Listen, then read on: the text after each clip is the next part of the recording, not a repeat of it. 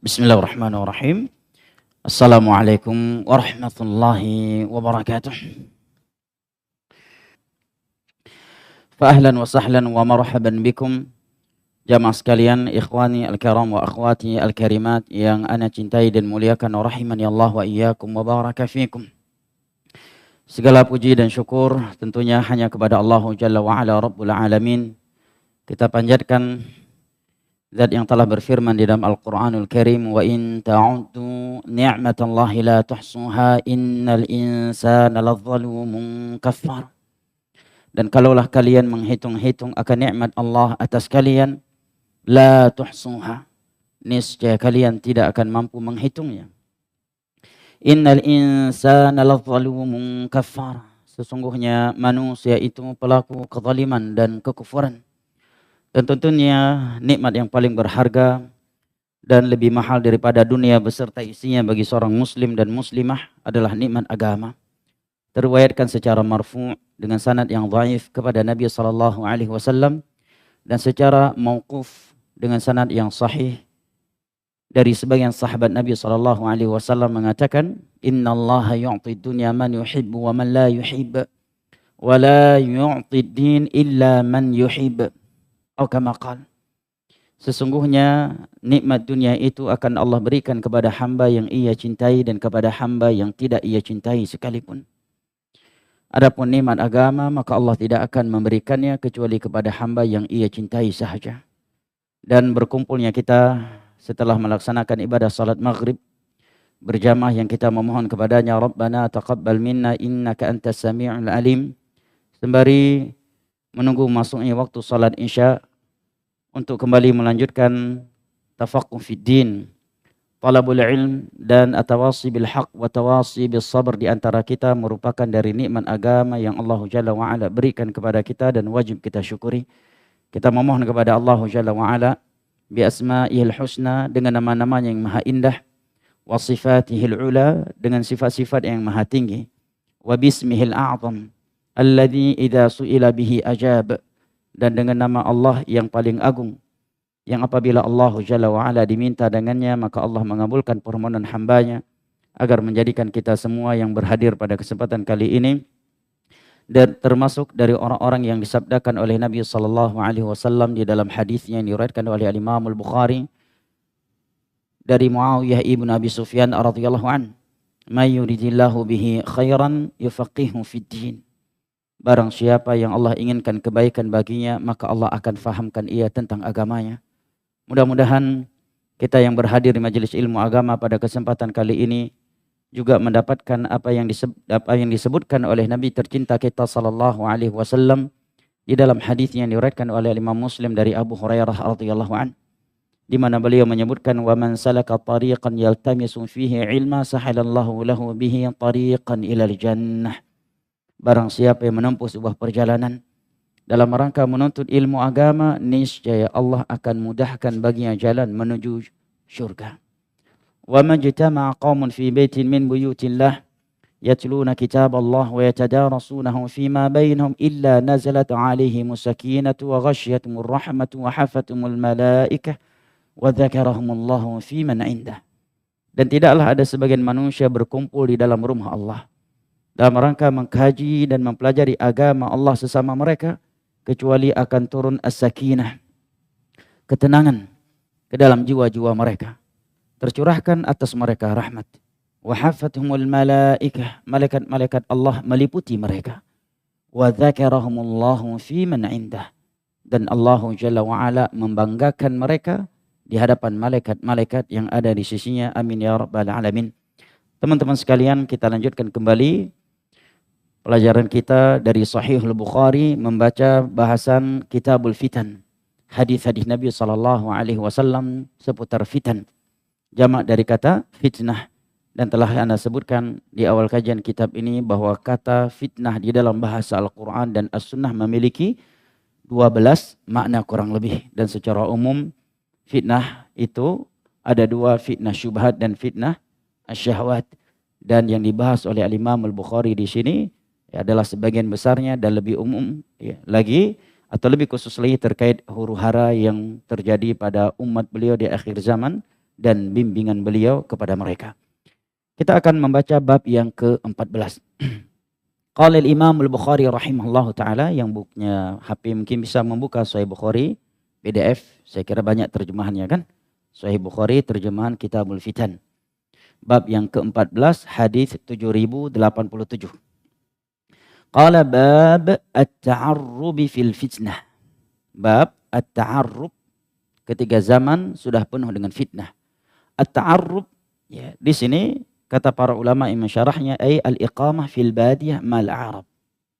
Mengasingkan diri dengan tinggal di badu. Badui itu tempat-tempat yang jauh dari perkotaan. Badui. Ya. Ma'al Arab. Bersama para badui. Jauh dari keumuman manusia. Nah. Dalam bahasa lain adalah mengasingkan diri ketika fitnah sedang melanda.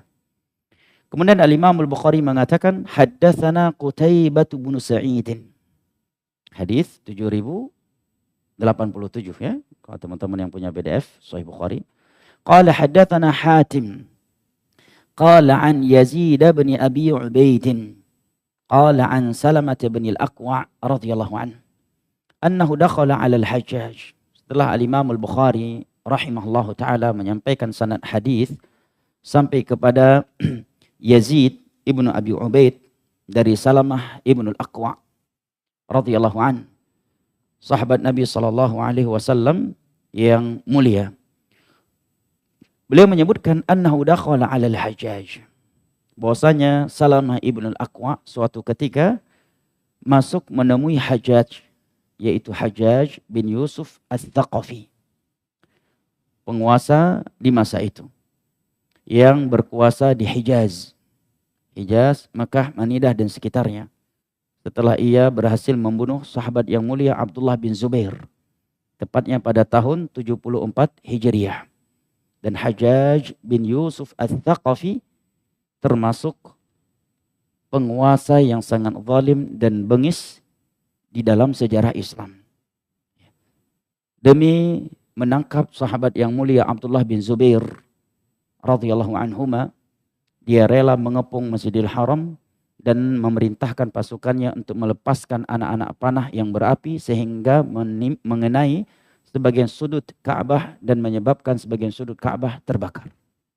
Nah, demikian juga di antara ulama salaf yang meninggal di tangannya adalah Sa'id bin Jubair rahimahullah, salah satu ulama kibar di masa tabi'in dan salah satu dari murid seniornya Abdullah bin Abbas radhiyallahu anhuma. Meninggal dunia dipenggal oleh Hajjaj bin Yusuf. Ya. Penguasa yang zalim, tetapi semua ulama sepakat untuk tidak memberontak kepadanya, tetap patuh dengan tidak mengikuti kezalimannya. Yang mampu menasihati dengan hikmah, bahkan dia dalam keadaan mabuk terkadang memimpin salat. Karena pemimpin di masa itu ya juga pemimpin salat. Dan seringkali dia melakukan salat di luar waktunya. Maka Abdullah bin Umar radhiyallahu anhuma demi menjaga persatuan kaum muslimin, beliau ikut salat di belakangnya Hajjaj bin Yusuf dan Hajjaj bin Yusuf sebagai imam dan melakukan salat di luar waktunya. Kemudian setelah pulang ke rumah, maka Abdullah bin Umar radhiyallahu anhuma mengulangi kembali salat yang beliau lakukan di belakang Hajjaj bin Yusuf tadi.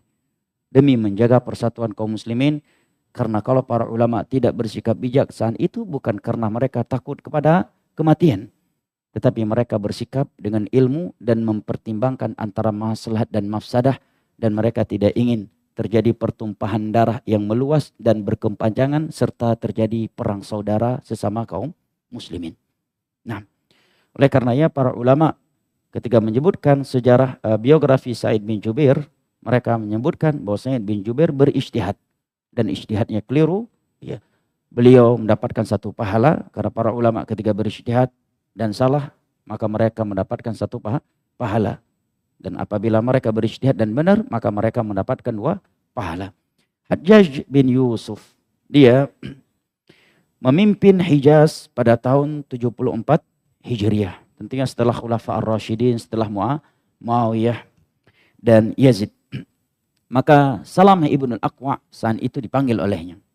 Irtadatta ala aqibaik ta'arrabt. Kamu sudah murtad, wahai Salamah ibn al-Aqwa. Ta'arrabta, kamu tinggal di Badui. Kenapa Hajjaj bin Yusuf berkata demikian? Dan kenapa gaya bahasa dia seperti itu? Padahal dia berbicara dengan seorang sahabat Nabi SAW. Manusia-manusia terbaik di atas muka bumi setelah para nabi dan para rasul. Manusia-manusia yang telah turun ayat Al-Quran melewati 7 lapis langit dibawa oleh malaikat Jibril memuji dan menyanjungi mereka. Jawabannya, karena Hajjaj bin Yusuf bukan penuntut ilmu. Dia pemimpin yang pelaku maksiat. Dan seringkali seseorang ketika mendapatkan kekayaan dan kekuasaan dan tidak diberikan hidayah, dia memandang orang-orang yang tidak punya kekuasaan dan ilmu, tidak memiliki kekuasaan dan kekayaan dari orang-orang soleh, dia pandang sebelah mata. Keumuman manusia ketika mendapatkan dunia seperti itu, apabila dia tidak mendapatkan hidayah. Makanya di dalam surat Al-Alaq Allah berfirman, kalla innal insana la yatagha ar-ra'ahu istaghna. Itulah manusia. Innal insana la yatagha.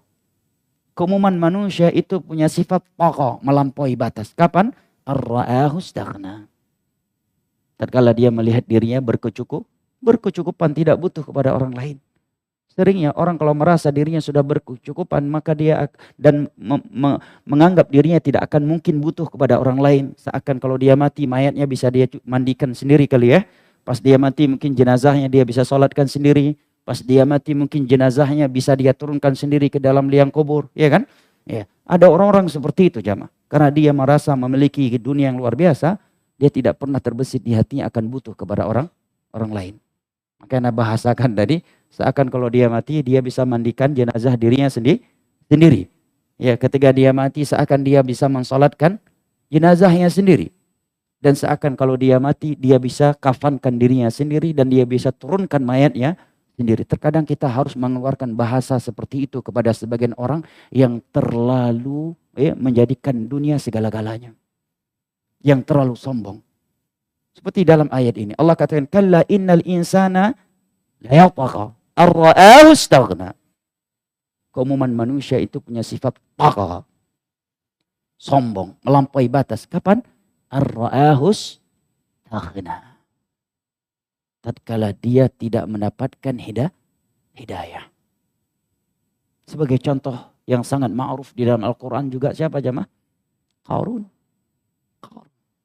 Allah berfirman di dalam surat Qasas, inna Qaruna kana min qaumi Musa fabagha alaihim wa atainahu minal kunuzi ma inna mafatihahu latanu bil usbati ulil quwwah idh qala lahu qaumu la tafrah inna Allah la yuhibbul farihin wabtaghi fima ataka Allahu daral akhirata wa la tansa nasibaka minad dunya wahsin kama ahsana Allahu ilaik fi zinatihi qala alladhina yuriduna alhayata ad-dunya ya laita lana mithla ma utiya Qarun innahu ladhu hazzin azim wa qala alladhina utul ilma wailakum thawabullahi khairul liman amana wa amila salihan wa la yulaqqaha illa as-sabirun. Allah mengatakan sesungguhnya Qarun dia termasuk dari kaum Nabi Musa. Bahkan sebagian ulama tafsir mengatakan Qarun itu merupakan ibnu ammin li Musa. Putra pamannya Nabi Musa alaihissalam. Berarti memiliki hubungan nasab yang sangat dekat. Putra pamannya Nabi Musa. Sepupu terdekat itu kan sepupu dari ayah sebenarnya. Walaupun terkadang sebagian kita lebih dekat dengan sepupu dari mama ayah. Apalagi dari Padang kan. Sepupu dengan dari mama lebih akrab ya. Namun secara nasab sepupu dari ayah lebih dekat. Semestinya demikian karena nasabnya bersambung. Nah, fabagha alaihim.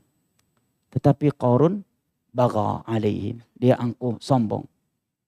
Karena kekayaan yang dia miliki. Sehingga dia nggak mau ngaji kepada Nabi Musa. Dia maunya mungkin kalau mau ngaji harus ada ruangan VVIP untuk dia. Maunya kursi VVIP. Maunya jangan ada orang miskin di situ. Semuanya orang-orang kaya. Jangan sampai ada tukang beca, asongan dan sebagainya. Seperti orang-orang kaum musyrikin. Mereka mendatangi Nabi dan mengatakan kami mau duduk di majlis engkau. Dengan syarat jangan ada Bilal, jangan ada Suhaib bin Sinan dan beberapa sahabat Nabi lainnya yang sebelum mereka masuk Islam mereka adalah budak-budaknya kaum musyrikin Mekah dan orang-orang yang miskin. Nah, dan Allah mengatakan kami telah berikan kekayaan kepada Qarun di mana kunci kotak kekayaannya saja hanya mampu diangkat oleh Al-Usbah. Al-Usbah itu kata sebagian ulama tafsir 7 sampai 10 orang terkuat di muka bumi saat itu. Itu baru kunci kekayaannya. Arti bayangkan isi kotaknya. Hari ini orang paling banyak punya emas siapa? Paling banyak yang memiliki emas di dunia siapa jemaah? Hah? Orang Jawa. Cuma masalahnya emas orang Jawa kalau pindah ke Sumatera jadi abang emasnya. Ya, yang paling banyak emas di dunia itu orang Jawa jemaah. Cuma emasnya orang Jawa kalau pindah ke Medan jadi abang. Hah? Betul kan? Orang Jawa paling banyak emas di dunia. Mas Anto, Mas Joko Al-Muhim jamaah dimuliakan Allah. Ayat yang begitu panjang tadi yang singkatnya bahwa Qarun sombong. Karena kekayaan yang dia miliki akhirnya dia nggak mau belajar. Nggak mau mengikuti Nabi Musa. Seringnya manusia demikian. Beda halnya kalau dia diberikan kekayaan dan kekuasaan tetapi Allah berikan iman dan amal soleh untuknya. Maka terkadang justru ada orang kaya lebih rendah hati daripada orang miskin. Terkadang ada orang kaya lebih mulia akhlaknya daripada orang miskin. Ya. Terkadang ada orang kaya lebih tawadhu menuntut ilmu daripada orang miskin. Dan lebih bersosial daripada yang lainnya. Lihat Nabi Sulaiman alaihi salam. Beliau diberikan kekayaan juga kekuasaan. Gak semua orang punya kekuasaan juga memiliki kekayaan. Memiliki kekayaan tetapi tidak memiliki kekuasaan itu belum sempurna jamaah. Kenapa? Karena dia bisa dijangkrik oleh yang punya kekuasaan. Nggak bisa tenang hidupnya juga. Dia punya kekayaan tapi nggak punya kekuasaan. Baru bunyi telepon aja udah mulai gemetar dia. Naik darah tinggi ini. Siapa lagi yang mau jangkrik ini? Ya, setiap menjelang lebaran udah nelpon jangkrik bos. Jangan lupa jatah bapak. Ya, dan sebagainya. Ada yang nelpon minta diisikan pulsa dan sebagainya. Tapi kalau dia punya kekayaan dan juga punya kekuasaan, siapa yang berani nyentuh dia? Siapa yang berani nyentuh? Dan itu Allah berikan kepada Nabi Sulaiman. Saking luasnya kekuasaan Nabi Sulaiman, Allah katakan wasyayatina kulla banna. Syaitan saja menjadi tukang bangunan Nabi Sulaiman. Syaitan jadi tukang bangunan Nabi Sulaiman. Bahkan semut berbicara sesama mereka. Ketika semut mengatakan ayuhan namlu wa qalatin namlatu ayuhan namlu udkhulu masakinakum la yahtimannakum Sulaiman wa junuduhu wa hum la yash'urun fatabassama dhahikan min qawliha. Tatkala semut saling berkata sesama mereka, masuklah kalian ke dalam sarang-sarang kalian, jangan sampai Sulaiman dan bala tentaranya menginjak kalian dan mereka tidak sadar. Maka Allah mengatakan Nabi Sulaiman pun tersenyum mendengar ucapannya semut. Ya. Namun enggak disebutkan dalam Al-Quran ini seperti apa bahasa semut. Ya, saat itu. Yang jelas langsung disebutkan dengan bahasa Arab. Tapi anda yakin yang jelas bukan inna maqali maqal dan seterusnya. Ya. Fatamassaba dhahikan min qawliha. Maka Nabi Sulaiman pun tersenyum mendengar ucapan semut tadi. Kemudian setelah itu apa yang keluar dari mulut Nabi Sulaiman jemaah? Kalau orang yang sombong pasti akan mengatakan, sekarang kalian baru mengakui kekuasaan gua ya. Sekarang kalian baru tahu siapa aneh yang sesungguhnya ya. Nah, sini kalian semua gua ajarin biar pinter berbisnis. Biar pinter memiliki kekuasaan. Enggak. Seketika yang beliau ucapkan saat itu apa jemaah? Qala rabbi auzi'ni an ashkura ni'mataka allati an'amta alayya wa ala walidayya wa an a'mala salihan tardah wa adkhilni bi rahmatika fi ibadika salihin. Ya Allah, bantulah aku untuk mensyukuri nikmat-nikmat yang telah Engkau berikan kepadaku. Kepada kedua orang tuaku. Bantulah aku untuk bisa beramal soleh yang Engkau ridhai. Dan masukkanlah aku dengan rahmat-Mu ke dalam golongan hamba-hamba-Mu yang saleh. Kemudian Nabi Sulaiman berkata kepada pengikutnya, "Hadza min fadli rabbi liyabluwani aashkuru am akfur." Semua yang aku miliki saat ini dari keutamaan Rabbku. Allah memberikannya kepadaku bukan karena aku lebih bertakwa daripada kalian. Bukan karena aku lebih pintar. Padahal seandainya Nabi Sulaiman berkata demikian, sah. dan tidak dianggap sombong karena beliau memang nabi. Tidak ada yang lebih pintar dari seorang nabi tentunya, dan tidak ada yang lebih bertakwa kepada Allah di muka bumi daripada nabi, dari Nabi Allah Jalla wa'ala di masa itu. Tetapi beliau mengatakan, Allah berikan ini kepadaku liyabluwani, tujuannya Allah ingin menguji aku. Aashkuru am akfur, apakah dengan kekayaan dan kekuasaan ini aku semakin bersyukur kepada Allah, semakin taat, semakin saleh, semakin beribadah kepadanya, atau justru aku semakin kufur. Ini yang beliau katakan. Nah, berbeda dengan Qarun tadi. Makanya saya katakan tadi bahwa manusia kalau dia memiliki dunia dan dia merasa berkecukupan dan tidak butuh kepada orang lain, seringnya sombong, angkuh, dan memandang orang yang lain sebelah mata. Kecuali apabila dia dianugerahkan hidayah oleh Allah Jalla wa'ala. Maka jadinya seperti Nabi Sulaiman. Abu Bakar orang yang sangat kaya, juga seorang yang ditokohkan, tetapi tidak menghalangi beliau untuk duduk di majelisnya Rasulullah SAW, bersentuhan bahunya dengan bahu Bilal, budak yang hitam pekat, miskin, lemah, yang pernah beliau merdekakan sebelum hijrah ke Madinah. Beliau tidak gengsi untuk duduk di majelisnya Rasulullah, padahal di situ ada Suhaib bin Sinan, termasuk budak yang miskin dan dimerdekakan oleh beliau sebelum hijrah ke Madinah. Umar bin Khattab juga tidak gengsi duduk di majelisnya Rasulullah SAW, walaupun di dalamnya penuh dengan budak-budak sahaya dan orang-orang miskin. Nasallallahu salamul afiyah. Maka Hajjaj bin Yusuf seperti itu bahasa dia kepada sahabat Nabi. Apakah kamu sudah murtad? Ta'arrabta? Kamu tinggal di Badui? Meninggalkan keumuman manusia? Kenapa dia berkata demikian? Sebabnya yang pertama tadi. Yang kedua, dijelaskan oleh para ulama yang mensyarah hadis ini. Di antaranya Al-Hafidh Ibnu Hajar Al-Asqalani di dalam Fathul Bari ketika mensyarah hadis ini. Juga selain ulama yang mensyarah hadis ini, bahwa misalnya di masa dahulu orang yang telah hijrah ke Madinah, kemudian dia keluar dari Madinah yang merupakan tempat hijrahnya, itu dianggap seperti orang yang telah murtad. Karena hukum asalnya orang yang telah hijrah dari satu tempat ke suatu tempat lainnya, dia tidak diperbolehkan keluar meninggalkan tempat hijrahnya itu kecuali karena suatu hajah. Oleh karenanya para sahabat Nabi yang telah pindah ke Madinah, mereka ketika pergi ke Mekah untuk haji umrah, mereka tidak diperbolehkan tinggal di Mekah lebih dari kebutuhan mereka. Ini jawaban kenapa para sahabat Nabi yang sudah hijrah ke Madinah setelah Mekah ditakluk kembali, mereka nggak tinggal lagi di Mekah, padahal Mekah kan lebih afdal dari sisi sholatnya. Jawabannya itu karena di antara aturan di dalam Islam terkait hijrah, kalau seseorang telah hijrah dari satu tempat ke tempat yang lainnya, dia tidak boleh kembali lagi ke tempat yang telah dia hijrah kecuali 3 hari atau lebih apabila ada satu kebutuhan. Jadi jangan bermudah-mudahan antum menggunakan bahasa hijrah. Ana hijrah dari Jogja ke Jakarta, Ustaz. Kalau antum berniat hijrah nggak boleh balik lagi ke Jogja lebih dari 3 hari atau sesuai dengan kebutuhan.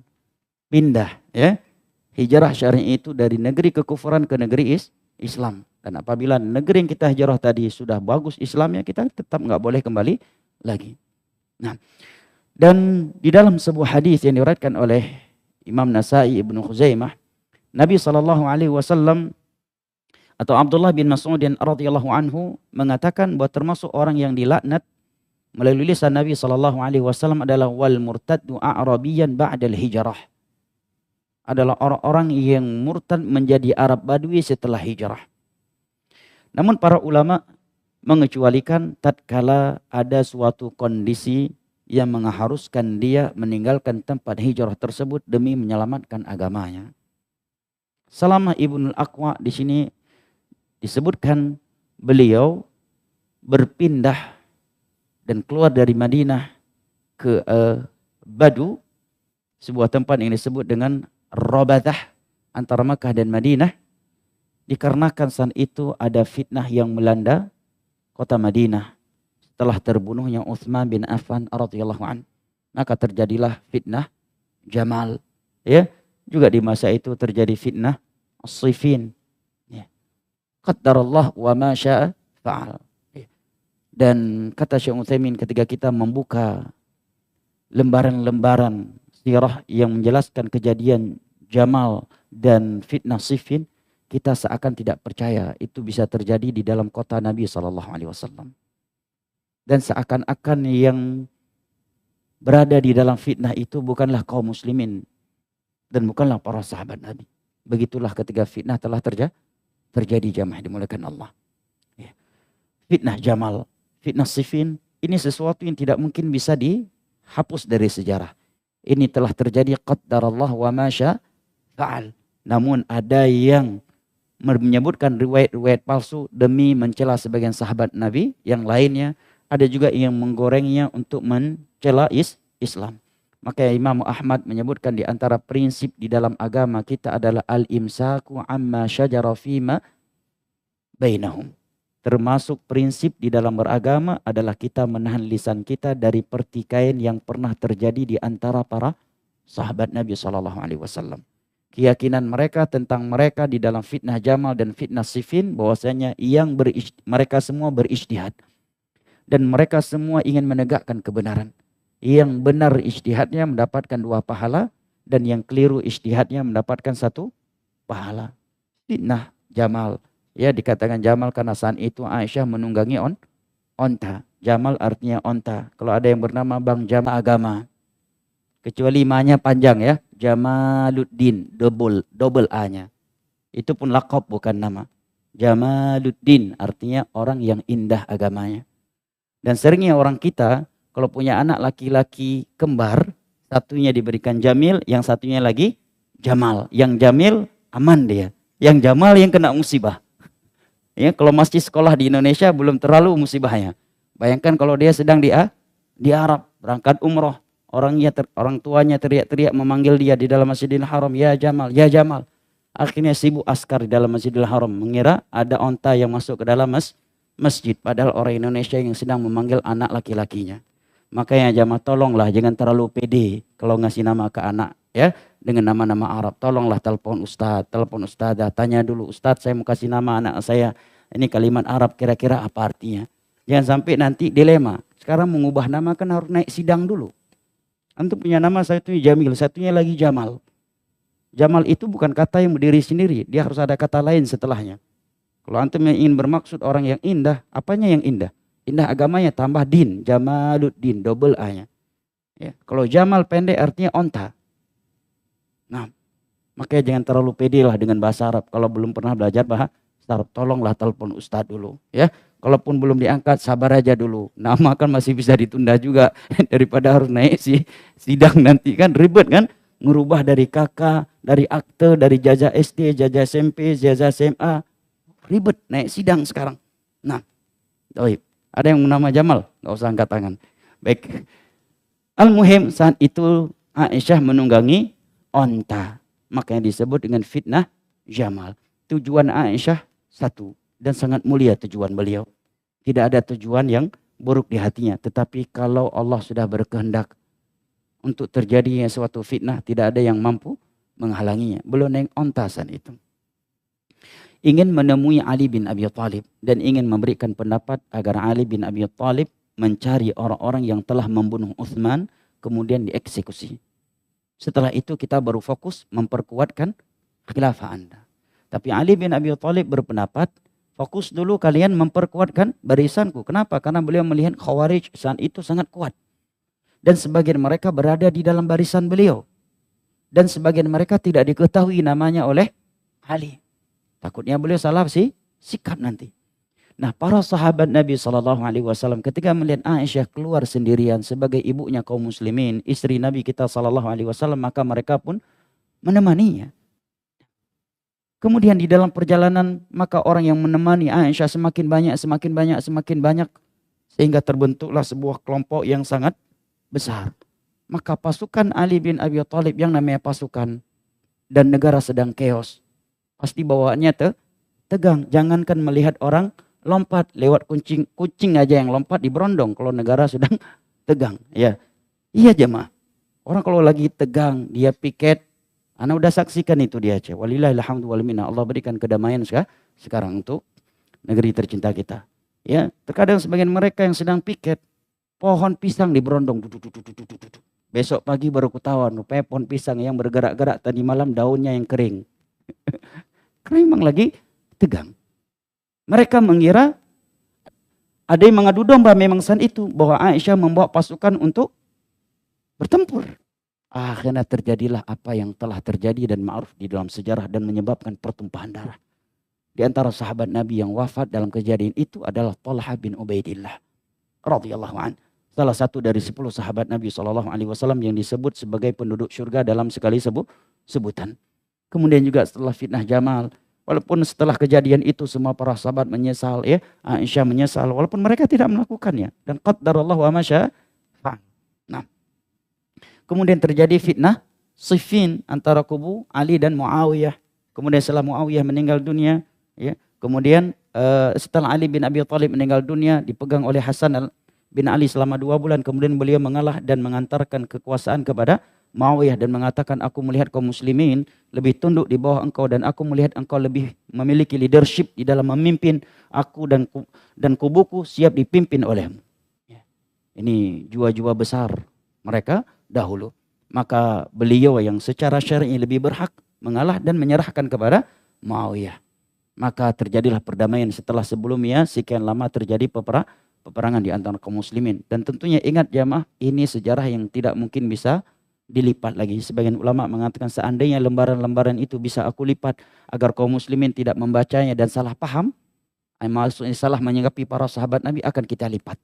Namun tidak bisa lagi. Maka yang bisa kita katakan seperti ini dikatakan oleh Imam Ahmad, kita harus menjaga mulut kita dari para sahabat Nabi. Semua mereka adalah orang-orang yang diridhai oleh Allah, yang keliru dalam ijtihad yang mendapatkan 1 pahala, yang benar mendapatkan dua pahala. Nah, Salamah ibnul Aqwa, beliau menganggap itu perang fitnah. Itu perang fitnah. Maka beliau ingin keluar. Beliau tidak ingin ikut nimbrung dalam kejadian itu. Beliau ingin tangan beliau bersih dari darah kaum muslimin. Juga di antara yang sama dengan beliau adalah Abu Hurairah radhiyallahu anhu. Tatkala ada yang datang kepada Abu Hurairah saat itu berkata, "Mengapa engkau diam berbisu, tidak bersuara, tidak berpihak kepada kebenaran?" Maka kata Abu Hurairah, "Tolong kamu berikan kepadaku sebuah pedang yang memiliki lisan, di mana di hari kiamat nanti ketika Allah bertanya kepadaku, kenapa tanganmu berlumuran darah kaum muslimin? Maka pedang ini akan menjawab dan membela diriku. Kalau kamu bisa menyediakan pedang yang seperti itu, aku akan ikut." Bahasa yang sangat dalam dari Abu Hurairah. Maka demikian juga siapa yang punya pistol, siapa yang punya senjata, ingin menembak, ya pikirkan, apakah senjata Anda itu nanti di hari kiamat bisa membela Anda? Bisa mempertanggungjawabkan darah yang Anda tumpahkan? Kalau benar, tembak. Kalau tidak bisa, pikirkan 1000 kali jam. Karena orang yang pernah membunuh, menumpahkan darah, di hari kiamat nanti Nabi sebutkan orang yang pernah dia bunuh akan Allah letakkan di kepala mereka berlumuran darah di dalam 2 telapak tangannya. Kemudian korbannya itu bertanya kepada Allah, "Ya Rabb, salhu fima qatalani." Ya Allah, tolong tanyakan dia, kenapa aku mati di tangannya. Maka Abu Hurairah tadi mengatakan, kalau kamu bisa memberikan untukku sebuah pedang yang bisa menjawab pertanyaan Allah kepada aku, kenapa kamu membunuh muslim, maka aku akan melakukannya. Singkat ceritanya jamaah dimuliakan Allah, kita bukan sedang membahas fitnah-fitnah yang terjadi di antara para sahabat Nabi. Al-Muhim, inilah sebab Salamah ibnul Aqwa keluar dari kota Madinah dan tinggal di Badu. Beliau ingin menyelamatkan dirinya dari fitnah. Walaupun Al-Hafidh Ibnu Hajar Al-Asqalani menyebutkan pada akhirnya beliau juga bergabung pada barisannya Ali bin Abi Thalib ketika melihat harus berpihak kepada Ali bin Abi Thalib sebagai pemimpin, sebagai negara yang sedang memerangi para pemberontak saat itu dari kalangan kaum Khawarij. Baik, oleh karenanya Al-Hafidh Ibnu Hajar mengatakan bahwa kita harus berbaik sangka kepada para sahabat saat itu. Yang bergabung, mereka melihat dalil telah jelas yang menuntut mereka untuk bergabung. Kalau ada sahabat Nabi yang belum bergabung di barisannya Ali bin Abi Thalib saat itu, ya maka kita husnudzon, mungkin dia belum mendapatkan dalil jelas yang menuntut dan mengharuskan dia untuk bergabung. Baik, jamaah ini dimuliakan Allah. Maka Salamah ibnul Aqwa pun keluar semenjak terbunuhnya Utsman bin Affan radhiyallahu anhu. Tinggal di Ar-Rabadah. dan beliau menikahi seorang wanita di sana. Karena memang laki-laki siapapun dia nggak bisa tenang hidupnya tanpa makhluk yang terciptakan dari tulang rusuk yang paling bengkok sekalipun. Iya, siapa yang bisa hidup tanpa perempuan? Nggak bisa. Memang Allah menciptakan laki-laki butuh kepada wanita, sebagaimana wanita butuh kepada laki-laki. Wanita punya syahwat kepada laki-laki, laki-laki punya syahwat kepada wanita, dan Allah jadikan itu ya dari tanda-tanda kebesarannya. Dan tatkala seseorang menjalankannya dengan nilai-nilai agama, maka menjadi sebuah ibadah. Nah, dan itu normal. Yang nggak normal laki-laki suka sama laki-laki, itu yang nggak normal. Nah, atau sebaliknya, beliau menikahi seorang wanita di sana dan Allah anugerahkan untuk beliau beberapa anak, falam yazal biha, dan beliau masih tetap bertahan di Badu hatta qabla an yamut bilayalin fanazal al-Madinah. Dan beliau kembali ke Madinah beberapa malam sebelum beliau meninggal dunia. Kemudian beliau pun bertahan di Madinah sehingga meninggal di Madinah. Nah, waktu itu sebelum beliau meninggal dunia, Hajjaj bin Yusuf Al-Thaqafi bertanya kepada beliau, apakah kamu telah murtad sehingga engkau keluar dari Madinah dan tinggal di Badui? Maka beliau menjawab, la, aku tidak murtad. Walakinna Rasulullah yang sallallahu alaihi wasallam adhina li fil Badu. Tapi Rasulullah sallallahu alaihi wasallam mengizinkan aku tinggal di Badu. Maksudnya demi menyelamatkan agama apabila suatu kondisi di mana fitnah telah melanda dan tiada solusi untuk menyelamatkan agama kecuali dengan mengasingkan diri ini. Dan itu ijtihadnya Salamah Ibnul Aqwa saat itu. Ini sisi pendalilan untuk judul bab yang diangkat oleh Al-Imamul Bukhari tadi. Pentingnya mengasingkan diri di masa fitnah. Hadis kedua yang beliau sebutkan adalah qala haddatsana Abdullah bin Yusuf qala akhbarana Malik qala an Abdurrahman ibn Abdullah ibn Abi Sa'sa'ah qala an Abi Sa'id al-Khudri radhiyallahu an. Dari Abu Sa'id al-Khudri radhiyallahu an, bahwasanya Rasulullah sallallahu alaihi wasallam bersabda, yushiku an yakuna khaira malil muslim. Boleh dibaca khairu, boleh khaira. Ay yakuna khaira malil muslim ghanamun. Ya, kalau dibaca an yakuna khairu malil muslim, maka ghanam menjadi ghanaman. Yushiku an yakuna khaira malil muslim ghanamun yatba'u biha sya'afal jibali wa mawaqi'al qatr yafirru bidinihi minal fitan. Sungguh akan datang suatu masa di mana profesi, kegiatan Muslim yang terbaik adalah mengembala kambing di perbukitan atau tempat-tempat turunnya hujan, yaitu gunung atau perbukitan. Dia melakukannya bukan karena ingin menjadi pengusaha kambing karena sudah dekat Idul Adha, tetapi yafirru bidinihi minal fitan. Karena dia lari ingin menyelamatkan agamanya dari fitnah yang sedang melanda di kotanya. Jadi jangan salah paham ya. Pulang dari sini semua keluar PNS jadi pengin penggembala kambing. Yafirru bidinihi minal fitan. Ini syahidnya, ini sisi pendalilannya. Dia lari membawa agamanya dari fitnah yang sedang melanda di daerahnya. Apakah itu fitnah peperangan, pembunuhan, perzinaan, syirik, bidah, dan berbagai fitnah lainnya. Dengan 12 makna fitnah yang telah kita bahas di awal kajian ini. Baik jamaah dimulakan Allah, para ulama ketika mensyarah hadis Abu Sa'id Al-Khudri radhiyallahu anhu ini dan yang semisal dengannya, mengeluarkan sebuah faedah bahwasanya di antara hal yang dianjurkan oleh Nabi SAW di masa fitnah adalah mengasingkan diri dari keumuman manusia yang sedang dilanda fitnah demi menyelamatkan agama. Kenapa jamaah dimuliakan Allah? Karena agama ini adalah darah daging kita. Agama adalah segala-gala kita. Nah, agama adalah modal utama kita mendapatkan nikmat di alam kubur, bisa bertemu dengan Allah Jalla wa'ala dan masuk ke dalam syurganya. Agama juga modal utama kita membebaskan diri kita dari neraka Allah Jalla wa'ala dengan izinnya. Seorang muslim itu rela dan ringan baginya dia kehilangan dunia beserta isinya selama dia mati membawa agama. Wala tamutunna illa wa antum muslimun. Nah, Makanya di sini ada ucapan yang sangat bagus ya. Saya bacakan ya dari pensyarah hadis ini Syekh Abdul Karim.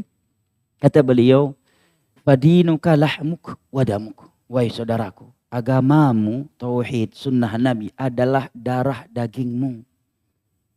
Jangan dikorbankan hanya demi satu kursi jabatan jamaah. Kita rela melepaskan agama. Bahkan sebagian orang jamaah untuk menjadi komedi yang hebat, dia rela melakukan pembatal-pembatal Islam yang tanpa khilaf di antara ulama. Apa di antaranya? Memperolok-olok agama. Menjadikan agama bahan komedinya. Nah, padahal para ulama dari berbagai mazhab sepakat bahwa di antara pembatal Islam adalah menjadikan agama bahan bercanda. Imam Nawawi mengatakan, barang siapa yang minum khamar dan ketika dia minum khamar mengucapkan bismillah, dia murtad. Walaupun nggak jadi minum karena dia sudah memperolok-olok Allah Subhanahu wa taala. Padahal minum khamar bukanlah dosa yang membatalkan Islam. Nah, agamamu itu adalah darah dagingmu. Agama lebih mahal dari jabatan jemaah. Agama kita lebih mahal daripada karir kita. Para nabi rela mati terbunuh demi menyelamatkan agama dan menyebarluaskannya. Nabi Zakaria terbelah menjadi dua. Nah, demi mempertahankan agama Allah Jalla wa'ala. Nabi menyebutkan dalam Sahih Bukhari dari Khabbab bin Arad radhiyallahu an, bahwa di masa dahulu ada orang-orang yang digergaji, kemudian tubuhnya terbelah menjadi dua karena tidak mau meninggalkan agamanya. Nah, Bilal ibnu Abi Rabah disiksa oleh majikannya, ditelanjangi, diseret dalam keadaan diikat, kemudian ditarik dari belakang tunggangan mereka, dibawa keliling pasang Mekah. Ada yang menendangnya, ada yang meludahi, kemudian dibawa ke tempat eksekusi mereka di tengah-tengah padang pasir. Kemudian tubuh beliau ditempelkan lempengan batu yang sudah mereka panaskan di bawah terik matahari. Sambil disiksa, mereka memerintahkan beliau untuk meninggalkan Nabi SAW, untuk keluar dari agamanya. Tetapi bila tetap mengatakan ahad, Allah Maha Esa, Allah itu satu. Nah, Imam Ahmad demi mempertahankan akidah Al-Quran, kalamullah ghairu makhluk, beliau dipenjara di masa itu selama 4 periode jemaah. Nah, dan setiap hari beliau dicambuk. Dan cambukan yang diberikan kepada beliau, kata para ulama, seandainya diberikan kepada onta yang sedang berdiri, maka onta itu akan jatuh tersungkur. Karena salah satu undang-undang dasar negara di masa itu adalah harus meyakini Al-Quran makhluk. Banyak ulama dibunuh tidak mau mengucapkan Al-Quran makhluk. Ya, ada yang dipenjara, ada yang para ulama dipanggil, mereka mengucapkan karena terpaksa. Ada yang bertauriah, ada di antara ulama ketika dipanggil oleh Ma'mun, coba kamu ucapkan Al-Quran itu makhluk, bukan. Maka sebagian mereka bersiasat, wahai Ma'mun, sesungguhnya Al-Quran, Taurat, Injil, ya, Suhuf, Zabur, ini semua makhluk Allah. Bagus, dilepaskan oleh Ma'mun. Pada maksud beliau, ini semua 5 jari jemariku ini adalah makhluk Allah. Nah, Imam Ahmad melihat diri beliau punya murid yang jumlahnya ribuan, dan beliau melihat kalau semua ulama mengalah, ya, ini dikhawatirkan akidah ini bisa hilang. Beliau berpendapat, ya, tidak ada uzur untuk mengucapkan untuk dirinya. Ya. Untuk diri beliau menganggap tidak punya uzur, maka beliau tidak mau mengucapkan Al-Quran makhluk. Beliau tetap mengatakan Al-Quran kalamullah ghairu makhluk, sehingga beliau dipenjara selama 4 periode. Dan tidaklah beliau dikeluarkan dari penjara kecuali seluruh tulang rusuknya telah patah. Nah, dan di periode yang ketiga, ribuan kaum muslimin setiap hari menunggu perintah beliau dari balik Juruji. Semua mereka memegang satu pena dan satu lembar kertas, menunggu fatwa beliau, memberontak ataukah tidak, menyerang pemerintah ataukah tidak. Sampai-sampai Al-Mutawakkil atau Al-Wathiq sempat membebaskan Imam Ahmad karena khawatir akan dilengserkan oleh kaum muslimin di seluruh penjuru dunia. Tetapi Imam Ahmad tetap cuma boleh di rumah, nggak boleh keluar sholat 5 waktu dan tidak boleh mengajar. Tetapi Imam Ahmad dari balik juru-juri mengatakan, kalian semua pulang. Aku tidak ingin darah kalian tertumpahkan demi darahku satu orang manusia. Biasa, ini kebijaksanaan para ulama dahulu. Bayangkan, demi menjaga akidah Al-Quran kalamullah ghairu makhluk. Sehingga ada sebagian ulama ditanya, kenapa engkau rela disiksa seperti ini hanya demi mempertahankan Al-Quran kalamullah ghairu makhluk, pada seandainya engkau mengucapkan Al-Quran makhluk karena terpaksa secara syar'i, itu uzur karena terpaksa. Maka sebagian ulama menjawab agar anak keturunan kita dari kaum muslimin yang datang nanti mengetahui bahwa ada dari nenek moyang mereka demi mempertahankan akidah Islam mati terbunuh. Nah, maka saya ingatkan kita bahwa agama adalah darah daging kita jemaah. Dia modal utama kita. Kalau kita mati dan membawa agama, kita akan bahagia selama-lamanya. Tetapi apabila kita mati dan agama kita telah hilang, meskipun kita memiliki dunia, maka kita akan celaka selama-lamanya. Baik, kita teruskan sedikit lagi setelah salat Isya dan dengan sisi tanya jawab insyaallah taala. Subhanakallahumma bihamdik asyhadu an la ilaha illa anta astaghfiruka wa atubu ilaik. Wassalamualaikum warahmatullahi wabarakatuh. Bismillahirrahmanirrahim. Assalamualaikum warahmatullahi wabarakatuh. Alhamdulillah wassalatu wassalamu ala Rasulillah wa ala alihi wa sahbihi wa sallama tasliman katsira, amma ba'd. Teman-teman sekalian yang ana cintai dan muliakan, ikhwani al-kiram wa akhwati al-karimat, rahimani Allah wa iyyakum wa baraka fikum. Saya lanjutkan kembali ucapan Syekh hafizahullah taala yang menasihati kita agar kita benar-benar menjaga agama dan nilai-nilainya yang telah Allah anugerahkan kepada kita. Di mana beliau mengatakan tadi, fadinuka lahmuka wa damuk. Wahai saudaraku, agamamu adalah darah dagingmu. Wa huwa ra'su malik. Agamamu adalah modal utamamu. Yang namanya modal utama jamaah, saya kira teman-teman lebih memahami daripada ana. Yang namanya seorang pembisnis, seorang pengusaha, terkadang dia rela tutup usahanya demi menjaga modal utama, ya kan? Dia sudah melihat udah sekian lama kok enggak laku juga, ya, daripada kerugian semakin meluas semakin besar. Terkadang dia rela tutup usahanya demi menjaga modal utama. Nah, beliau mengingatkan kita bahwa agamamu adalah darah dagingmu, adalah modal utamamu. Fa idza salimat din fal baqi mukassab. Kalau agamamu telah selamat, maka selain agamamu itu bisa kamu cari. Tauhid yang hilang, sunnah Nabi SAW yang hilang, salat malam yang hilang, salat 5 waktu yang hilang, ibadah puasa yang hilang, dan berbagai ibadah lainnya. Di manakah kita akan mencarinya di hari kiamat nanti? Nah, maka Syekh katakan, فَإِذَا خَشْيَ الْإِنسَانُ عَلَى دِينِهِ مِنْ أَنْ يَتَعَرَّضَ لِنَقْصٍ أَوْ ذَهَابٍ. Apabila seseorang mulai khawatir terhadap agamanya, akan berkurang ataukah hilang, maka hendaknya dia lari ke tempat di mana dia di situ bisa menjaga agamanya. Dan di dalam hadis yang diriwayatkan oleh Imam Al-Bukhari yang telah kita lewati di bab Al-Fitan sebelumnya, Nabi mengatakan satakunu fitanun al-qa'idu fiha khairun min al-qa'im wal qa'imu fiha khairun min al-mashi wal mashi fiha khairun min as-sa'i man tasharrafa laha tastashrif faman wajada malja'an aw ma'adan falya'udh bih. Akan terjadi fitnah demi fitnah, di mana orang yang duduk di masa itu masih lebih selamat daripada orang yang telah berdiri. Orang yang baru berdiri masih lebih selamat daripada orang yang telah berjalan kaki.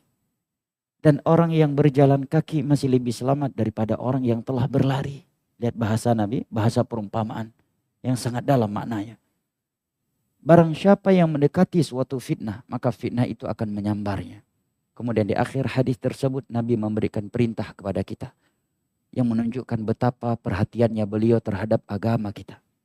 Beliau mengatakan, faman wajada malja'an aw ma'adhan falya'udz bih. Barang siapa yang mendapatkan suatu tempat di mana di situ dia bisa menjaga agamanya, maka hendaknya dia melindungi agamanya di situ. Nah, karena agama kita adalah darah daging kita dan modal utama kita meraih surga Allah. Modal utama kita selamat dari neraka Allah. Modal utama kita untuk bisa bertemu nabiyyin, siddiqin, syuhada, wassalihin. Modal utama kita untuk bisa melewati as-sirat yang Allah bentangkan di atas neraka Jahannam, yang lebih tipis daripada rambut, lebih tajam daripada pedang, dan di atasnya ada duri-duri besar yang menyambar siapa saja yang Allah perintahkan. Nah, kemudian beliau mengatakan, wa ma ada dzalika min umuri dunya fa ghairu ma'sufin alaih. Seandainya demi menyelamatkan agamamu, kamu kehilangan duniamu, kamu tidak perlu menyedihkannya. Kenapa? Li'anna dunya kullaha wa ma 'alaiha hutamun fani la tazinu 'indallahi janaha ba'udah. Karena dunia beserta isinya, kalau mau dibandingkan dengan agama, dunia ini tidak memiliki nilai satu sayap dari seekor nyamuk di sisi Allah Jalla wa'ala. Sebenarnya ini adalah hadis, ya, hadis Nabi SAW yang diriwayatkan oleh Imam Tirmidzi dari Sahal bin Sa'ad As-Sa'idi radhiyallahu anhu, di mana Nabi SAW bersabda, "Lau kanatid dunya ta'dinu 'indallahi janah ba'udatin lama saqa minha kafira syurbata ma." Seandainya dunia beserta isinya ini memiliki nilai satu sayap dari seekor nyamuk di sisi Allah, maka tidak akan ada seorang kafir pun yang mendapatkan air minum seteguk pun dari Allah Jalla wa'ala. Nah, maka jangan sampai, kata beliau, walau ra'ahan nasu syai'an 'azima, walaupun manusia menganggap dunia ini sesuatu yang luar biasa, wa tafakharu biha, mereka saling berbangga dengannya, wa taqatalu min ajliha, bahkan mereka rela bunuh membunuh, rela fitnah memfitnah demi dunia ini. Kamu jangan, kamu yang mengetahui nilai agama di sisi Allah, jangan sekali-kali demi dunia kamu rela mengorbankan agamamu. Kemudian Syekh ingatkan, beliau mendatangkan sebuah kisah yang terjadi di masa dahulu yang menunjukkan betapa agama itu mulia di sisi para ulama dahulu. Saya bacakan kisahnya, kisah yang cukup, yang sangat indah. Sebelumnya beliau mengatakan, wah, agama ini adalah darah daging kita. Tidak semua orang menganggap agama ini lebih mahal daripada dunia beserta isinya. Tidak semua orang memahami dan menyadari bahwa dunia boleh hilang asalkan agama selamat. Tidak semua orang diberikan hidayah untuk memahami ini. Kata beliau, Sa'idun bin Musayyab. Contohnya Sa'id bin Musayyab. Siapa Sa'id bin Musayyab? Tabi'in yang paling berilmu. Kalau tabi'in yang paling afdal dan karamah itu namanya Uwais Al-Qarni. Tapi kalau tabi'in yang paling berilmu, a'lamu tabi'in adalah Sa'id bin Musayyab, tokoh fuqaha as-sab'ah bil Madinah, menantunya Abu Hurairah radhiyallahu anhu. Nah, beliau sebutkan ceritanya singkat, namun kalau teman-teman membuka Al-Bidayah wa Nihayah Ibnu Katsir, Syiar Al-Alam An-Nubala karya Az-Zahabi, dan juga Hilyatul Auliya karya Imam Abu Nuaim, disebutkan secara detail bahwasanya Sa'id bin Musayyab beliau punya seorang putri. Putri beliau cantik, jelita, salihah, berilmu. Bukan sekedar bunga desa aja mah, bunga kota Madinah. Kalau bunga desa Indonesia dibawa ke Madinah bisa tenggelam, Pak. Ya kan? Berhadapan hidung angka 8 dengan hidung angka 7. Tenggelam dong, hidung angka 8 ya kan? Iya. Ini bukan sekedar bunga desa. Bunga desa dibawa kota bisa tenggelam.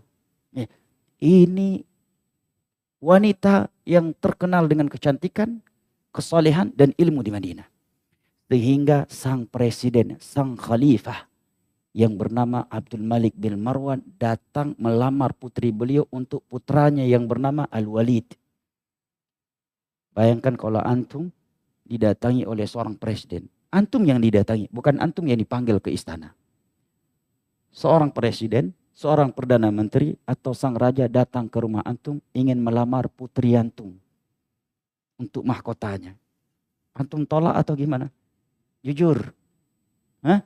Apalagi Abdul Malik bin Marwan, kan beliau enggak kayak pemimpin zaman sekarang lah, sholat 5 waktu, ya kan, bertauhid, bukan pelaku syirik. Ya. Walaupun yang namanya pemimpin, penguasa, tidak ada yang sempurna, tidak ada yang selamat dari kezaliman secara keseluruhan. Ya. Tapi secara umum, seandainya Raja Salman datang ke rumah antum meminang anak antum, putri antum terima enggak? Hah? Terlalu besar contohnya itu, saat mustahil. Imbangnya enggak ada yang lebih cantik apa di Arab, kok tumben ke Indonesia nyari yang hidungnya angka 8. Wong di sana hidungnya angka 7 ya kan? Baik. Abdul Malik datang meminang putri beliau untuk anaknya yang bernama Walid. Nah, apa kata jubirnya? Jubir sang khalifah. Dia berkata kepada Sa'id bin Musayyab, "Ja'at kad dunya bihadafiriha." Dia mengira Sa'id bin Musayyab akan terkagum ya, kagum dengan tawaran ini. Sang jubir istana mengatakan, "Wahai Sa'id bin Musayyab, telah datang kepadamu dunia beserta isinya." Dia kira Sa'id bin Musayyab ini tim ses, ya, yang dengan 100.000 aja bisa hilang tulangnya, ya, bisa berubah jadi tulang lunak, ya, demi dunia. Apa kata Sa'id bin Musayyab? Kata Sa'id bin Musayyab kepada jubir istana saat itu, "Idza kanatid dunya la tazinnu 'indallahi janaha ba'udatin fama tara an yuqassali min hadil junah." Wahai jubir sang presiden, kata beliau, apabila Nabi menyebutkan bahwasanya dunia beserta isinya tidak memiliki nilai satu sayap nyamuk di sisi Allah, apakah apabila saya menolak lamarannya ini, saya kekurangan satu sayap dari seekor nyamuk? Dunia beserta isinya tidak memiliki nilai satu sayap nyamuk. Hanya karena ini berarti aku akan kehilangan dunia? Apalagi sekedar satu anak mahkota. Dunia beserta isinya tidak memiliki nilai satu sayap nyamuk di sisi Allah. Beliau membacakan hadis ini dan benar-benar mempraktekkannya. Kita cuma bisa membacakannya jemaah. Kalau ditawarin goyang juga kita. Rontok juga jenggot kita. Ya kan? Kalau ditawarkan 10, 20 juta. La'anallah rashi wal murtashi. La'anat Allah kepada penyuap dan penerima juga. Baru 10 juta masih kokoh dengan hadis itu. 20 juta sudah mulai teks Indonesianya dibaca. Teks Arabnya udah gak hafal. La'anat Allah kepada penyuap dan penerima penyuap. 50 juta. Mulai ini uang apa Pak? Bapak jangan menyuap saya ya. Saya udah ada gaji. Tapi kalau hadiah Bapak ikhlas? Ya ikhlas. Tapi pistol di samping ikhlas. Bapak ikhlas? Ikhlas. Oh ya udah. Begitu 100 juta. Bapak jazakallahu khairan Pak. Mudah-mudahan ini bisa berangkat umroh saya. Saya bisa haji. Bisa goyang jamaah. 10 juta masih kokoh Anda. La'anallah rashi wal murtashi. Laknat Allah kepada penyuap dan penerima suap. 10 juta. Coba 1 miliar. Hah? Ini hadiah. Beliau emang dermawan orang yang suka ngasih hadiah. Goyang jamaah. Jenggot bisa rontok. Kalau Allah tidak selamatkan iman kita. Nah. Tapi Sa'id bin Musayyab bukan sekedar membacakan hadis ini. Mungkin anak antum kita cuma bisa bacakan hadis ini. Begitu datang dunia. Goyang kita jamaah. Pitam kita. Pitam. Sebagian orang tinggal di Mekah berani membawa lari uang miliaran jamaah haji. Tamu Allah ditipu. Sampai ke Madinah nggak jadi haji. Terus buat video. Ibu bapak Masya Allah haji dapat tapi nggak capek. Karena udah sampai Madinah. Padahal ditipu pakai visa ziarah bukan visa haji. Gimana mau masuk ke Mekah? Bahkan ada sebagian mereka ambil uang travel. Hotelnya dibayar. Kemudian menghilang. Travel nggak bisa nuntut. Ya, salah sendiri. Kenapa nggak pakai Western Union ketika ngirim uang? Kenapa? Melalui rekening pribadi dan seterusnya. Orang kalau nggak takut sama Allah jamaah, jangankan di Indonesia, di depan Ka'bah dia berani nyopet. Nah, di dalam Masjidil Haram dia berani maling. Kalau nggak ada rasa takut kepada Allah. Tetapi apabila rasa takut kepada Allah ada di dalam hati seseorang, di Amerika dia lahir besar sampai tuanya, tetapi tidak pernah jatuh ke dalam zina. Sementara ada orang tinggal di Mekah bisa jatuh ke dalam zina. Ya, karena tidak ada rasa takut kepada Allah. Nah, lihat Sa'id bin Musayyab berkata demikian. Itolak faradah. Kemudian beliau menikahkan putrinya dengan muridnya yang hitam, miskin, dan duda. Tetapi ingat, adik-adik kami yang masih jomblo, jangan melamar anak orang hanya bermodalkan kisah ini. Karena laki-laki yang beliau pilih memang hitam, miskin, duda, tapi alim. Antum hadis arba'innya aja nggak hafal. Masa mau lamar anak orang bawa cerita ini? Nggak laku. Iya kan? Baik, kisahnya detail sebenarnya. Ana bacakan ya. Kisahnya, murid beliau ini bernama Katsir bin Muttalib ibnu Abi Wada'ah. Namanya Katsir bin Muttalib ibnu Abi Wada'ah. Beliau mengatakan kuntu ujali Sa'id bin Musayyab faqidani ayyaman falamma ji'tu. Qala aina kunt? Aku adalah salah satu murid Sa'id bin Musayyab yang lama belajar kepada beliau. Suatu ketika beliau kehilangan diriku. Ulama dahulu itu dekat dengan murid. Enggak terlalu jaim. Enggak ada ring 1, ring 2, ring 3 dengan jamaahnya. Ya. Kalau di medan militer boleh ada ring 1 itu demi keamanan. Ustaz sama santri ngapain ada ring 1, ring 2, ring 3? Ya. Karena dan sebagai ustaz melebihi bupati. Lebih sulit jumpai ustaz daripada jumpai gubernur. Nah, beliau mengatakan, beliau pun kehilangan diriku. Begitu aku datang, beliau bertanya, dari mana aja kamu? Ya, lihat kedekatan antara guru dan murid di masa itu. Maka aku pun berkata, tuwfiyat ahli. Istriku belum lama meninggal dunia, wahai Sa'id bin Musayyib, fashtaghaltu biha. Maka aku tersibukkan dengan urusan wafatnya. Maka Sa'id bin Musayyib mengatakan, kenapa kamu tidak beritahukan kepada kami bahwa istrimu meninggal dunia sehingga kami bisa ikut menyaksikan sholatnya, mengantarkan jenazah hingga kuburannya. Lihat, ya, kedekatan para ulama dahulu dengan murid-murid mereka. Nah, dan perhatian mereka. Kemudian kata beliau, begitu aku ingin bangun, maka Sa'id bin Musayyib mengatakan, hal istahdath imrah, apakah sudah ada calon? Apakah sudah ada calon lain untuk kamu? Sudah ada wanita lain yang akan menggantikan istrimu. Berbeda dengan wanita. Wanita ada iddah. Ibu-ibu nggak boleh cemburu. Kalau laki nggak ada iddah dia. Istrinya meninggal dunia, kalau dia menikah lagi nggak boleh orang lain menurut kurang setia sama fulan.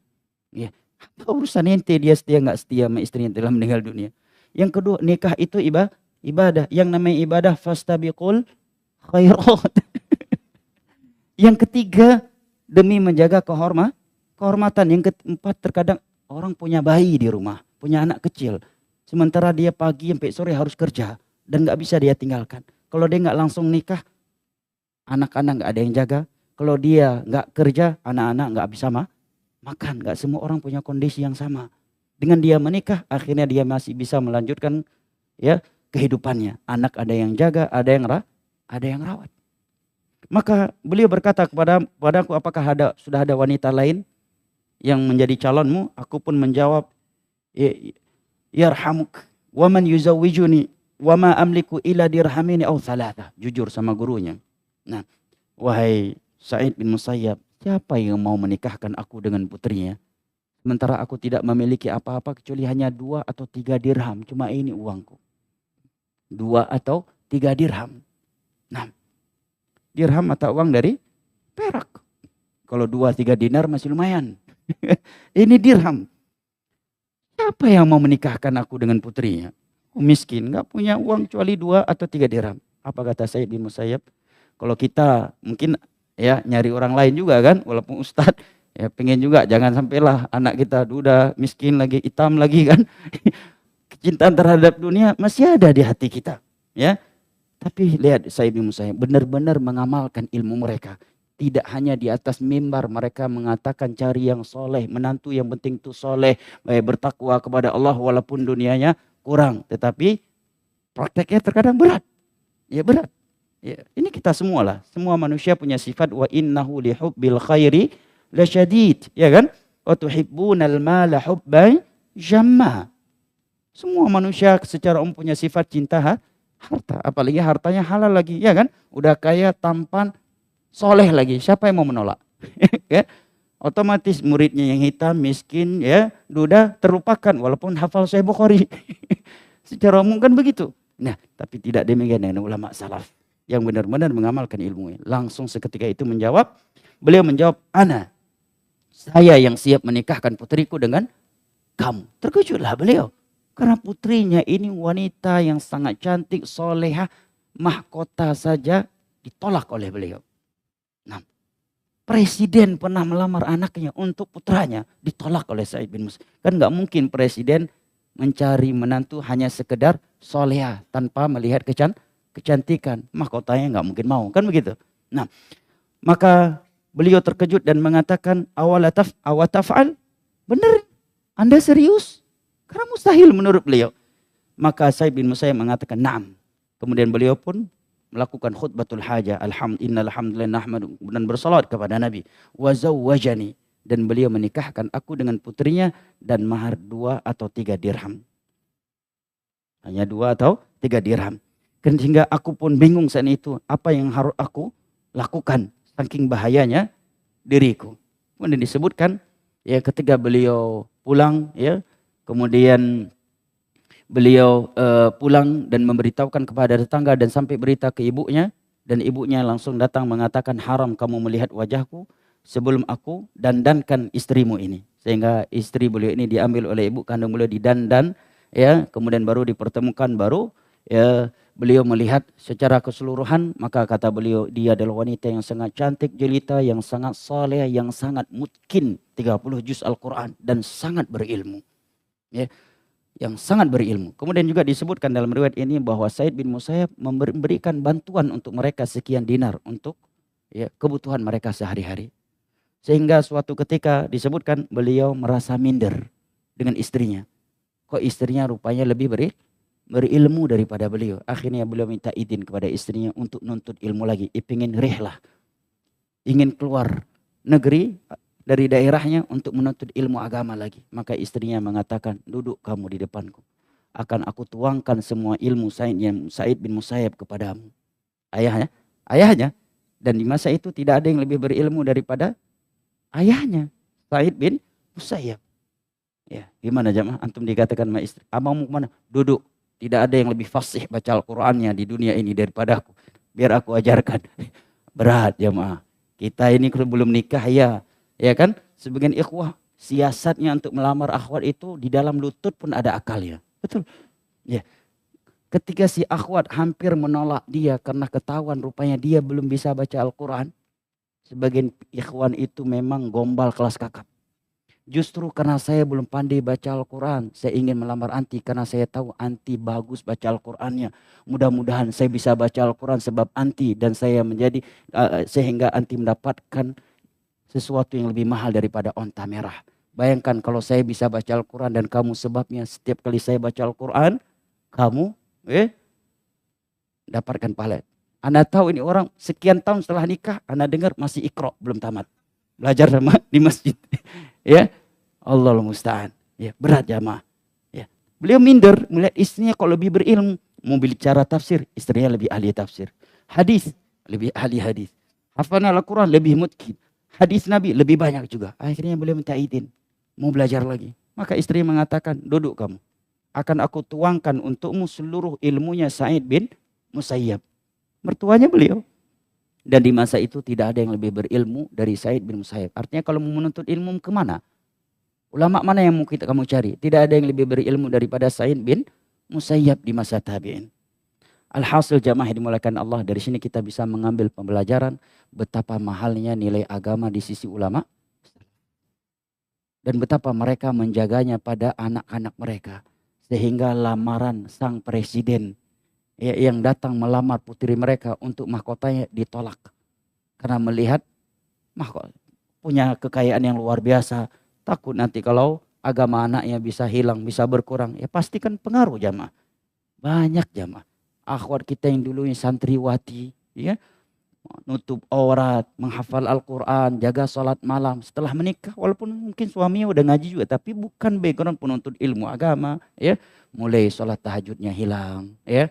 Bahkan sholatnya mulai telat-telat, pakaian udah mulai diedit ya.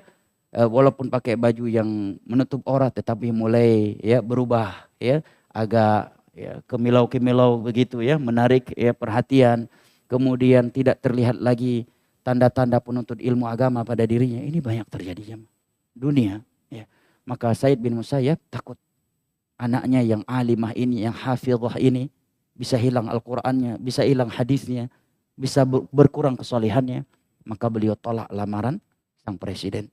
Dan beliau menikahkan putrinya dengan muridnya yang duda, miskin, hitam, yang bernama Katsir ibnul Muttalib ibnu Abi Wada'ah. Namun sekali lagi adik-adik kami yang masih jomblo, jangan melamar anak orang hanya bermodalkan kisah ini. Karena beliau walaupun hitam, duda, miskin, tapi ulama.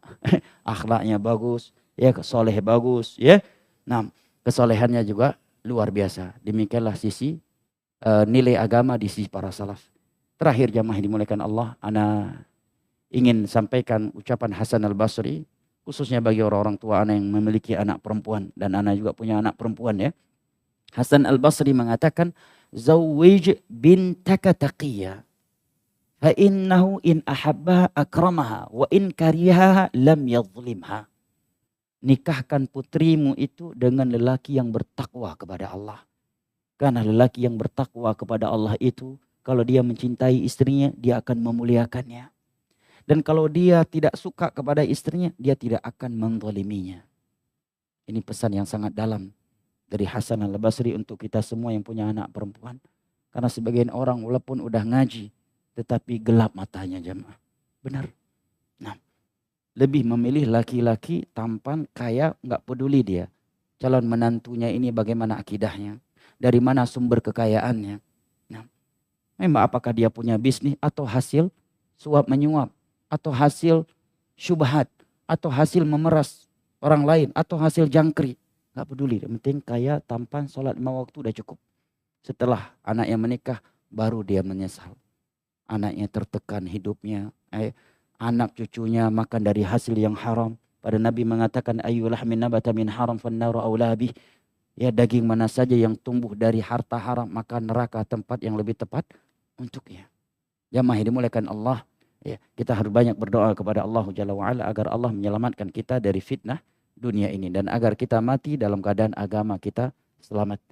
Hanya ini yang bisa menyelamatkan kita di hari kiamat nanti. Yauma la yanfa'u malu wala banun illa man atallaha biqalbin salim. Di hari kiamat harta dan benda tidak lagi bermanfaat. Yang selamat hanyalah mereka yang datang dengan hati yang selamat karena membawa agama Allah Jalla wa'ala. Jamaah yang dimuliakan Allah, ini penting untuk menjadi bahan renungan buat kita semua. Karena banyak orang yang tadinya Masya Allah istiqamah kemudian tergiur lagi. Ya, Anda mengenal beberapa orang yang tadinya suka nemenin Ustadz ya untuk nge-live-kan kajian, ya, safari dakwah, tergiur lagi, akhirnya manggung lagi jadi DJ. Ya. Ya, manggung lagi jadi apa namanya? Bukan gitaris. Satu lagi gitar tapi yang apa namanya? Basis. Ya, ya. Padahal terkadang podcast bareng dengan Ustadz. Nemenin Ustadz ngerekam kaji. Karena tergiur.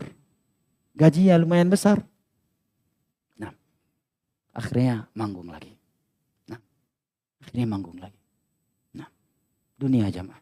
Ya, dunia itu hijau lagi, manis kata Nabi. Tetapi Nabi ingatkan. Wa inna allaha mustakhlifukum fiha. Allah terkadang berikan dunia yang kalian inginkan. Terkadang seseorang ketika mencari dunia demi dunia dia rela mengorbankan agamanya. Terkadang Allah berikan, terkadang tidak. Tapi satu Nabi pesan kepada kita. Wa inna allaha mustakhlifukum fiha fayanzuru kaifa ta'amalun. Fattaqud dunya wattaqun nisa. Fa inna awwala fitnati bani Israel kanat fin nisa.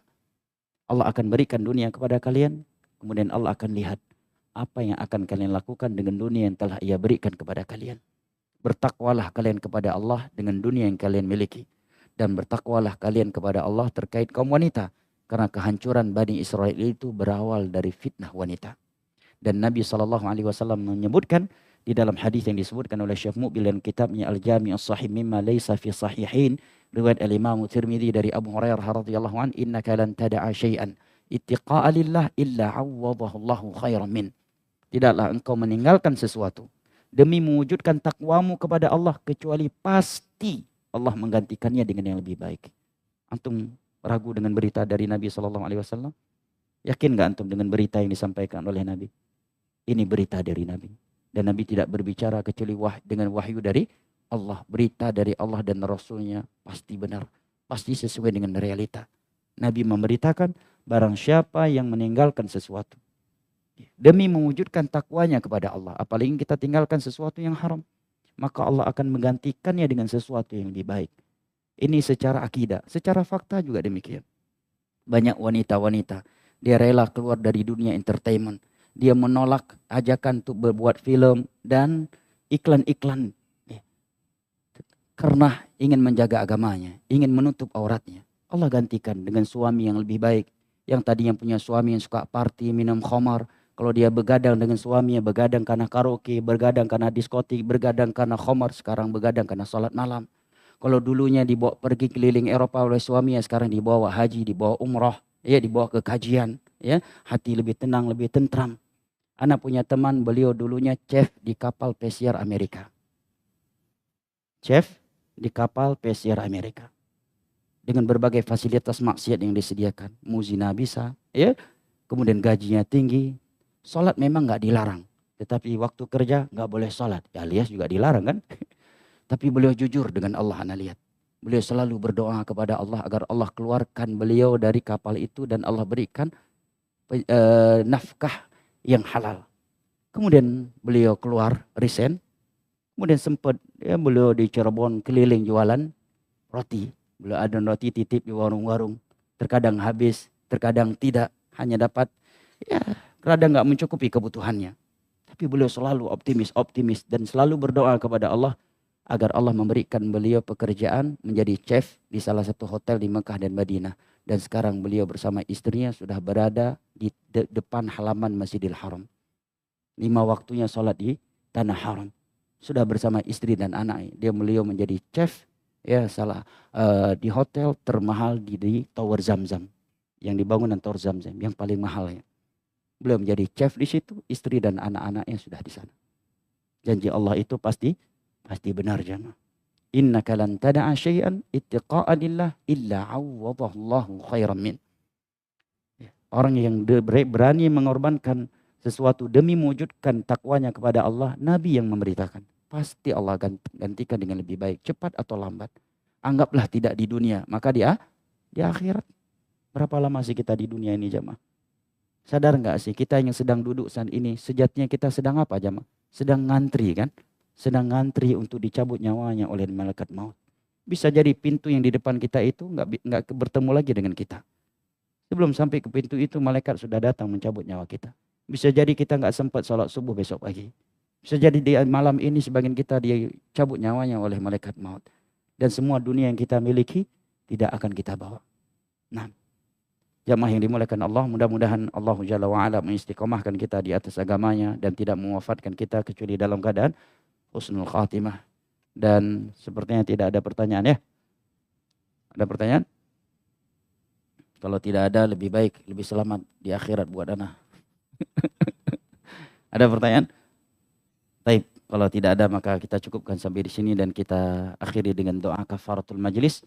Subhanakallahumma bihamdik asyhadu an la ilaha illa anta astaghfiruka wa atubu ilaik, dan kita memohon kepada Allah sebagaimana Allah telah mengumpulkan kita di dalam rumahnya yang mulia ini agar kembali mengumpulkan kita semua di dalam syurganya ma'an nabiyyin was-siddiqin wasyuhada'i was-salihin wa hasuna ulaika rafiqa innahu waliyyu dzalika wal qadiru alaih. Wassalamualaikum warahmatullahi wabarakatuh.